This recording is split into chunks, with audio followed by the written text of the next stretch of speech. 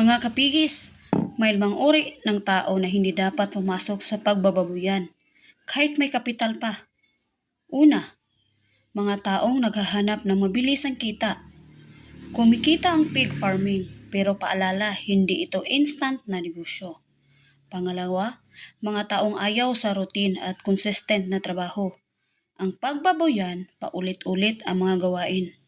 Pangatlo, mga taong ayaw matuto.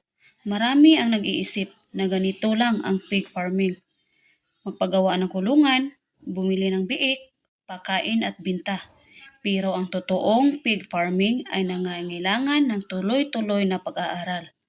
Pang-apat, mga taong laging pinakamura ang hinahanap.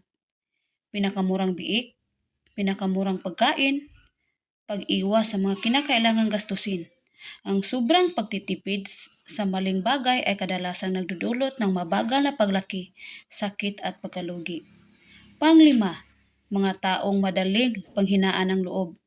Maraming pagsubok sa pig farming.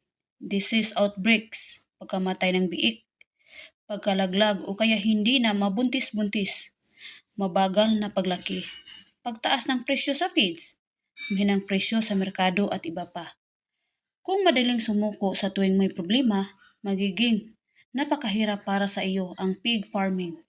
Dahil sa negosyong ito, mahalaga ang pasensya, tibay ng loob at pagiging matatag sa harap ng hamon. So hanggang sa muli, happy farming!